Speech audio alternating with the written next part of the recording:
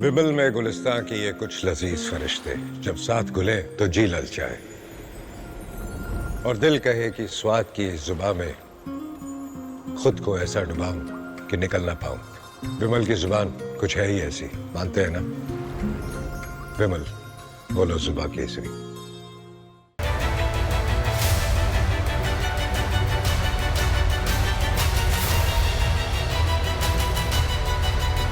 नमस्कार, आप देखना शुरू कर चुके हैं दमदार 10 और आपके साथ मैं हूं विवेक।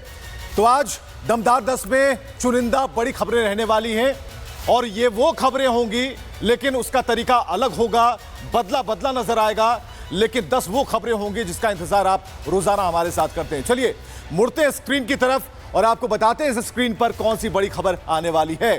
तो खबर कौन सी है? जूनियर बघेल हो गया खेल। छत्तीसगढ़ के पूर्व सीएम भूपेश बघेल के बेटे को जन्मदिन का तोहफा ईडी ने दे दिया। शराब घोटाले में जन्मदिन के मौके पर ईडी ने चैतन्य को गिरफ्तार कर लिया। अब बघेल इससे दबाव वाली राजनीति बता रहे हैं।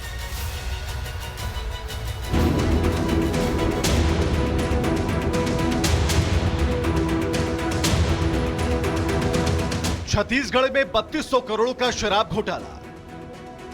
ईडी ने पूर्व सीएम के बेटे चैतन्य को टटोला। लंबी पूछताछ के बाद चैतन्य बघेल गिरफ्तार। कोर्ट में पेशी के बाद ईडी के सवालों की बौछार। छत्तीसगढ़ शराब घोटाले में ईडी ने पूर्व सीएम भूपेश बघेल के बेटे चैतन्य बघेल को अरेस्ट किया है। चैतन्य बघेल की गिरफ्तारी के बाद उन्हें रायपुर के विशेष कोर्ट में पेश किया गया। इस दौरान पूर्व सीएम भूपेश बघेल भी कोर्ट पहुंचे। पूछे जाने पर कहा, यह हमें दबाने की कोशिश है, तो बीजेपी कर्मों के फल की बात कहती नजर आई। पिछले समय मेरा जन्मदिन था तो मेरे सलाहकार और मेरे ओएसडी गिरफ्तार किया गया। आज मेरे बेटे का जन्मदिन है, उस दिन को किया गया। उस समय भी सत्र चला था तो मुझे तो रोक दिया गया था, पिछले सत्र में नहीं आने दिया गया था, इस समय सत्र में आने दिया गया। कर्मों का फल इसी धरती पर प्राप्त होता है, ये शाश्वत सत्य है। अगर उनको लगता है कि वो अन्याय हो रही है तो न्यायालय जाने के लिए स्वतंत्र हैं, परंतु मैं पुनः स्थापित करता हूं इस विषय पर कि क्या भ्रष्टाचार कांग्रेस के सरकार में विश्व कीर्तिमान के अपने लक्ष्य को प्राप्त नहीं किया? अब ये जानिए कि घोटाला कब और कैसे हुआ। 2019 से 2022 के बीच हुए घोटाले में अवैध कमाई हुई। शराब की खरीदारी पर कमीशन ली जाती थी। डिस्टिलर से प्रति केस पर रिश्वत ली जाती थी। शराब CSMCL द्वारा खरीदी जाती थी। राज्य की सरकारी दुकानों से शराब बेची जाती थी। बिना किसी रिकॉर्ड देसी शराब बेची जा रही थी। इस बिक्री से सरकार को 1 रुपया भी नहीं मिला। सारा पैसा सिंडिकेट के पास चला जाता था। डिस्टिलर्स को फिक्स मार्केट शेयर दिए जाते थे। FL10A लाइसेंस धारकों से भी धंधे के बदले कमीशन लिया जाता था। ईडी करीब 205 करोड़ रुपए की संपत्ति अब तक अटैच कर चुकी है। चैतन्य बघेल की गिरफ्तारी से नाराज समर्थकों ने ईडी की टीम की गाड़ी को रोकने की कोशिश की। सड़कों पर टायर जलाए, जमकर नारेबाजी की। ईडी ने अपना जांच का दायरा बढ़ा दिया है। ईडी ने चैतन्य की 15 दिनों की रिमांड की अपील की थी, लेकिन कोर्ट ने चैतन्य को 5 दिन की रिमांड पर भेजा है। Bureau report, Republic Bharat. चलिए, कांवड़ यात्रा पर टीका टिप्पणी करने वालों और कांवड़ियों पर सवाल उठाने वालों को सीएम योगी ने आज जमकर फटकारा। तो वहीं प्रयागराज में कांवड़ियों से जो नमाजी थे वो भिड़ गए। विवाद डीजे बजाने को लेकर शुरू हुआ था।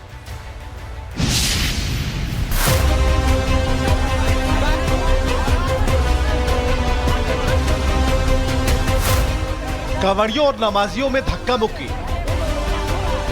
डीजे की आवाज तेज होने पर भिड़े नमाजी। कई घंटों तक जारी रहा हंगामा और बवाल। प्रयागराज में जुमे की नमाज अदा करके नमाजी निकल रहे थे।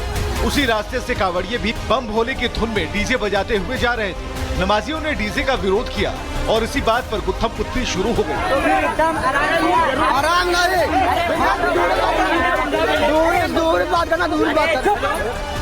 पुलिस के सामने भी नमाजी और कांवड़ियों में धक्का मुक्की जारी रही।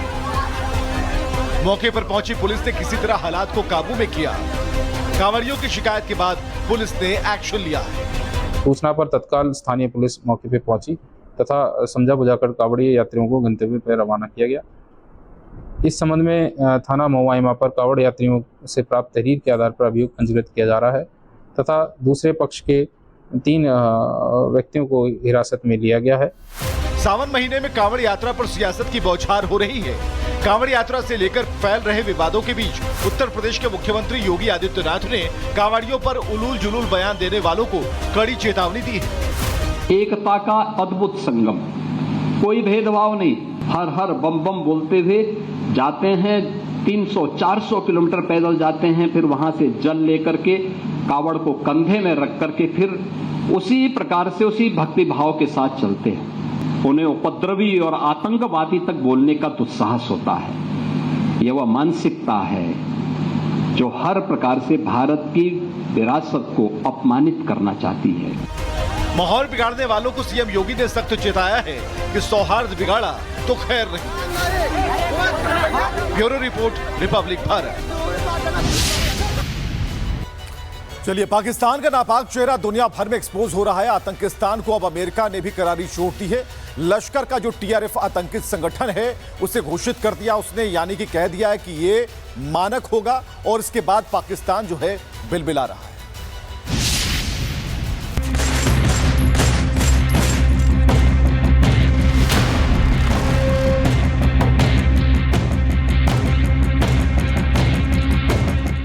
पाकिस्तान पोषित टीआरएफ हुआ चित, भारतीय कूटनीति की बड़ी जीत। अमेरिका ने टीआरएफ को विदेशी आतंकी संगठन किया घोषित।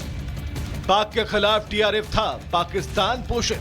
पहलगाम हमले में निर्दोष पर्यटकों पर नाम और धर्म पूछकर गोलियां चलाने वाले आतंकियों के संगठन टीआरएफ द रेजिस्टेंस फ्रंट को अमेरिका ने विदेशी आतंकी संगठन घोषित कर दिया है। अमेरिकी विदेश मंत्री मार्को रूबियो ने टीआरएफ को लेकर अपने विभाग के फैसले की जानकारी दी। रूबियो ने अपने बयान में कहा, टीआरएफ को आतंकवादी संगठन घोषित करना ट्रंप प्रशासन की राष्ट्रीय सुरक्षा को मजबूत करने, आतंकवाद के खिलाफ लड़ाई और पहलगाम हमले के पीड़ितों को न्याय दिलाने की प्रतिबद्धता को दर्शाता है। ऑपरेशन सिंदूर में आतंकी ठिकानों को तबाह करने के बाद टीआरएफ के बारे में समूचे विश्व को सतर्क करने में भारत जुटा है। और इसी कड़ी में खबर है कि भारतीय विदेश मंत्री एस जयशंकर ने लिखा, आतंकवाद के खिलाफ शून्य सहिष्णुता की नीति के तहत ये एक महत्वपूर्ण कदम है। कुल मिलाकर टीआरएफ के लिए बुरे दौर की शुरुआत है, क्योंकि एफएटीएफ भी अब कार्रवाई करेगा। वित्तीय नेटवर्क को बंद किया जा सकेगा। पाकिस्तान पर ऐसा करने का दबाव बनेगा।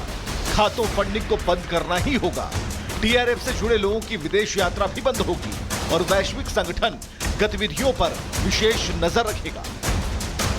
मतलब कि भारत अब दुनिया भर में टीआरएफ को आतंकवादी संगठन घोषित कराने की कोशिश में है, जिससे आतंक परस्त पाकिस्तान की नींद उड़ चुकी है। Bureau report, Republic Bharat. चलिए, इन सब के बीच एक और अहम खबर, वर्ल्ड चैंपियनशिप ऑफ लीजेंड्स की बात हो रही है, जिसका आयोजन हो रहा है इंग्लैंड में। भारत और पाकिस्तान के लीजेंड्स के बीच मैच इंग्लैंड के बर्मिंघम में होगा और दोनों टीमें क्रिकेट ग्राउंड पर 20 जुलाई को एक साथ एक दूसरे के आमने सामने होंगी।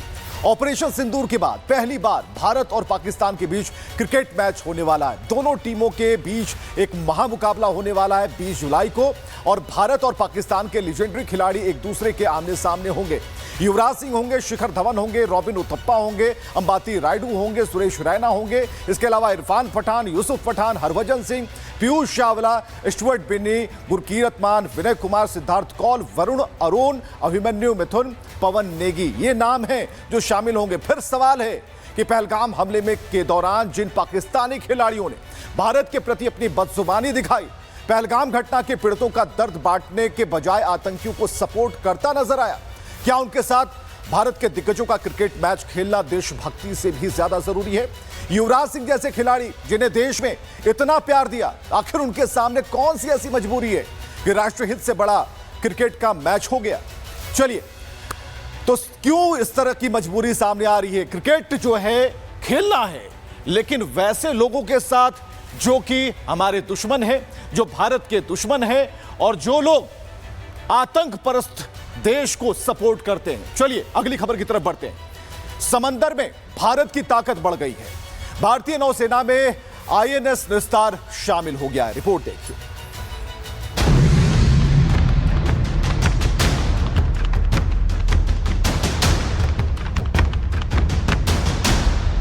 गहरे समंदर में भारत आत्मनिर्भर। समंदर में बढ़ी हिंदुस्तान की ताकत। देश का पहला स्वदेशी डाइविंग सपोर्ट वेसल आईएनएस निस्तार दुश्मन के खिलाफ सबमरीन ऑपरेशन में गेम चेंजर की एंट्री। चीन और पाकिस्तान में मची खलबल। भारतीय नौसेना के बेड़े में एक और नए युद्धपोत की एंट्री हुई है, आईएनएस निस्तार, जिसका नाम सुन दुश्मनों में हड़कंप मच गया है। यह जहाज हिंदुस्तान शिपयार्ड लिमिटेड ने बनाया है। स्वदेशी डाइविंग सपोर्ट वेसल आईएनएस निस्तार गोताखोरी और बचाव कार्य करने में सक्षम, पनडुब्बियों के लिए रक्षक बनकर रहेगा तैनात। 300 मीटर गहराई में भी रेस्क्यू कर सकता है। जहाज का वजन 10,000 टन से ज्यादा है। भारत एक तरफ आतंकवाद के खिलाफ वैश्विक लड़ाई लड़ रहा है, दूसरी तरफ रक्षा क्षेत्र में सेना अपनी तैयारी मजबूत कर रही है। भारत ने बीती रात बैलिस्टिक मिसाइल पृथ्वी 2 और अग्नि 1 का सफल परीक्षण किया। कल ओडिशा के चांदीपुर स्थित इंटीग्रेटेड परीक्षण केंद्र से पृथ्वी 2 और अग्नि 1 मिसाइल का सफल परीक्षण किया। सेना और डीआरडीओ ने लद्दाख में आकाश प्राइम एयर डिफेंस सिस्टम का सफल परीक्षण किया है।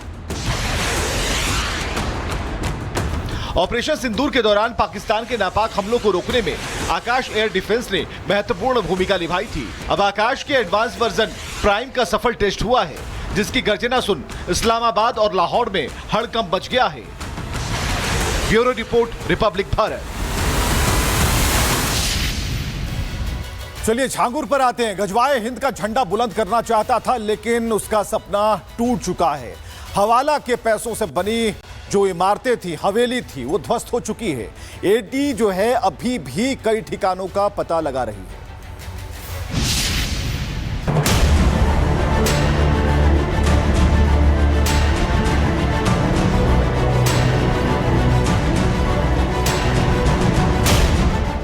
धर्मांतरण के आका के ठिकानों पर छापेमारी। झांगुर और नसरीन की निकल गई हेकड़ी सारी। ईडी की एबीसीडी का मतलब झांगुर डिकोड न कर पाया, लेकिन हो रही ताबड़तोड़ छापेमारी के बाद मतलब और मायने आईने की तरह साफ नजर आने लगे हैं। ईडी कह रही है ए मतलब ए, बी मतलब बता, सी मतलब झांगुर, डी मतलब क्या है डी कनेक्शन। कलमा पढ़वाकर जबरन धर्मांतरण कराने वाली काई डायरी ने अब सब कुछ बता दिया है। झांगुर के हवाला रैकेट का जैकेट उतर चुका है। अब तक के खुलासे में विदेशी फंडिंग से बनाई हुई प्रॉपर्टी सामने आई, विदेशी फंडिंग से खरीदे गए प्लॉट सामने आए, 10 करोड़ से ज्यादा की प्रॉपर्टी सामने आ गई। बलरामपुर जिले में बनाई गई संपत्ति भी सामने आ गई। 2020 से 21 के बीच ये सारी प्रॉपर्टी खरीदी गई थी। लेकिन बात केवल इतनी ही नहीं थी। पैसा बनाना तो था ही, लेकिन हिंदुस्तान में गजवाए हिंद की फौज को तैयार करना भी मकसद था। झांगुर भारत को बनाना चाहता था इस्लामिक राष्ट्र। गजवाए हिंद की साजिश रच रहा था। कलमा पढ़वाकर अवैध धर्मांतरण करवाता था। झाड़ फूंक और इलाज के दौरान ब्रेन वॉश किया करता था। धार्मिक कट्टर युवाओं को पैसे का लालच देता था। यूपी एटीएस ने अब उत्तराखंड से 2 लोगों को गिरफ्तार किया है, जिनमें झांगुर के इशारे पर उत्तराखंड में धर्मांतरण के रैकेट को खड़ा करने वाला अब्दुल रहमान शामिल है। जो अवैध धर्मांतरण और जो मनी लॉन्ड्रिंग के केसेस थे, इसमें जो इनपुट के आधार पर एक व्यक्ति को जो है अब्दुल रहमान जिसका नाम है, उस सहसपुर क्षेत्र से पूछताछ के लिए एटीएस टीम द्वारा उसको बुलाया गया था। और साथ ही साथ एक व्यक्ति का भी कनेक्शन इसमें डोईवाला क्षेत्र से आया था, जिसको भी आज पूछताछ के लिए जो है एटीएस टीम द्वारा बुलाया गया।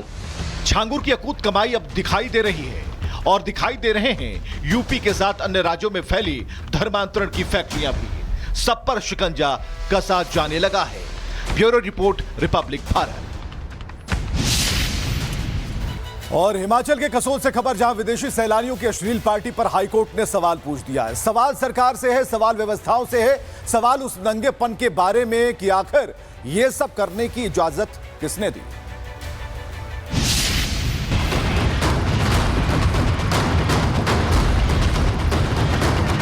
हिमाचल प्रदेश की अश्लील पार्टी पर हाईकोर्ट सख्त। हिमाचल हाईकोर्ट ने सरकार को जवाब के लिए दिया वक्त। कुल्लू जिले के कसोल में विदेशी पर्यटकों की अश्लील पार्टी का वीडियो सामने आया है।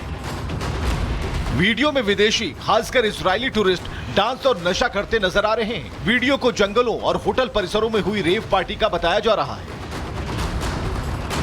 हिमाचल प्रदेश में हो रही अश्लील डांस पार्टियों पर हाईकोर्ट सख्त हो गया है। एक जनहित याचिका में हिमाचल हाईकोर्ट ने सरकार से जवाब तलबी की है। हाईकोर्ट ने पूछा है, नशे और रेव पार्टी के मामले में क्या कार्रवाई की गई? इन अश्लील डांस पार्टियों की परमिशन कौन देता है? आयोजकों की संपत्ति जब्त करने के प्रयास किए गए या फिर नहीं? मामले में 28 अगस्त को अगली सुनवाई होनी है। वहीं अश्लील पार्टी के वीडियो सामने आने के बाद लोगों का गुस्सा फूट पड़ा है। हिंदू संगठनों का कहना है कि हिमाचल की पवित्र भूमि पर अश्लीलता बर्दाश्त नहीं की जाएगी। हाईकोर्ट की सख्ती के बाद पुलिस और प्रशासन एक दूसरे पर आरोप बढ़ रहे हैं। पुलिस का कहना है कि पार्टियां प्रशासन की अनुमति से होती हैं, नियमों का उल्लंघन मिलने पर कार्रवाई होगी। तो वहीं स्थानीय प्रशासन का कहना है सिर्फ कल्चरल पार्टी की परमिशन दी जाती है, रेव पार्टी की नहीं। सोशल एक्टिविस्ट और हिंदू संगठनों ने अश्लील पार्टियों पर नाराजगी जताई, साफ कह दिया हिमाचल की छवि को खराब नहीं होने देंगे। कसोल लंबे समय से विदेशी टूरिस्टों में पॉपुलर है, लेकिन ड्रग्स और रेव पार्टीज के कारण शहर का नाम खराब हो रहा है। Bureau report, Republic Bharat. चलिए बात मध्य प्रदेश के मऊगंज से खबर है, जहां यात्री शेड बारिश की भेंट चढ़ गया। विकास की हवा चल रही थी, लेकिन पानी का बहाव उससे कहीं ज्यादा था और भ्रष्टाचार की जड़ खोदकर प्रकृति ने बता दिया कि विकास अगर ऐसा होता है तो धिक्कार है।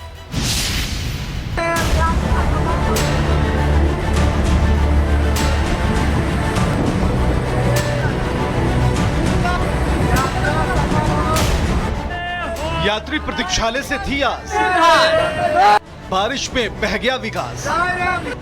मध्य प्रदेश के मऊगंज में बारिश हुई उन्हीं आसमानों से जिन्हें छूने के दावे सरकारी विकास करता है, लेकिन हकीकत बहती जा रही है। यात्री प्रतीक्षालय बढ़ते पानी में प्रतीक्षा न कर सका और बह गया।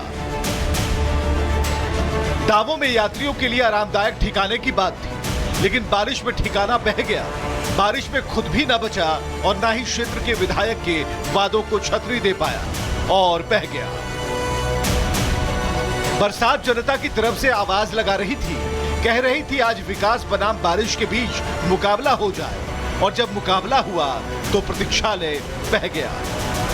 जनता की गाढ़ी कमाई, टैक्स के पैसे, लोगों का वोट, जनता की आशा, सबके सब डूब गए। ये कैसा विकास था विधायक जी?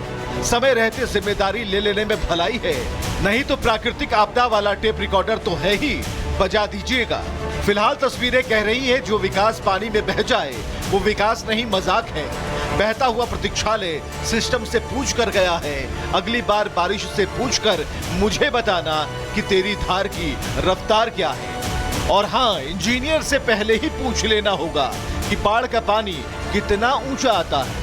Bureau report, Republic Bharat. वर्दी की हनक और दिमागी सनक जब हावी हो जाए तो कुछ भी हो सकता है। ग्वालियर के सड़कों पर कुछ ऐसा ही हुआ। दारोगा जी वर्दी में थे, पी रखी थी, नशे में जो किया सबने देखा।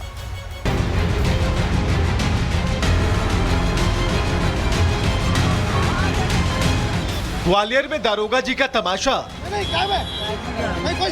नशे में धुत गाड़ियों पर रौब और त्रस्त जनता।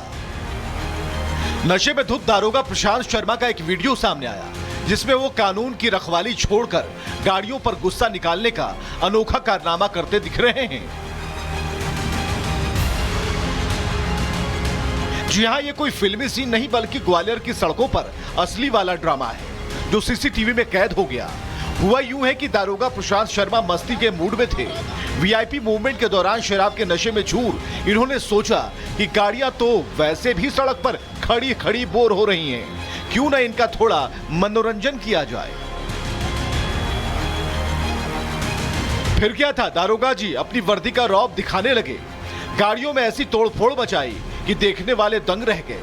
किसी का शीशा तोड़ा, किसी के टायर पर गुस्सा निकाला, मानो गाड़ियां इनकी पुरानी दुश्मन हो।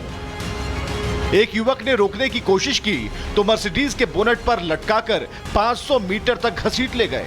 एसपी ऑफिस से महज 50 कदम की दूरी पर हंगामा और बवाल होता रहा। वीडियो सामने आने के बाद सवाल तो बनता है, जब कानून के रखवाले नशे में सड़कों पर तमाशा करेंगे तो आम आदमी भरोसा किस पर करेगा? ऐसे ही भक्षक बन जाएंगे तो शहर का क्या होगा? दारोगा जी का नशा उतरेगा तो एहसास होगा कि गाड़ियों से पंगा लेना और वर्दी की इज्जत को दांव पर लगाना कोई छोटी गलती नहीं। और हां, अगर कभी आपकी गाड़ी सड़क पर खड़ी हो और उसका शीशा टूटा मिले तो समझ जाइएगा शायद किसी दारोगा का गुस्सा ही उतरा है। Bureau report, Republic Bharat. तो आज के लिए दमदार 10 में बस इतना ही, लेकिन कल इसी वक्त पर यही हाजिर होंगे दमदार 10 बढ़िया खबरों के साथ। आप हमारे साथ बने रहिए, रिपब्लिक भारत देखते रहिए। शुक्रिया।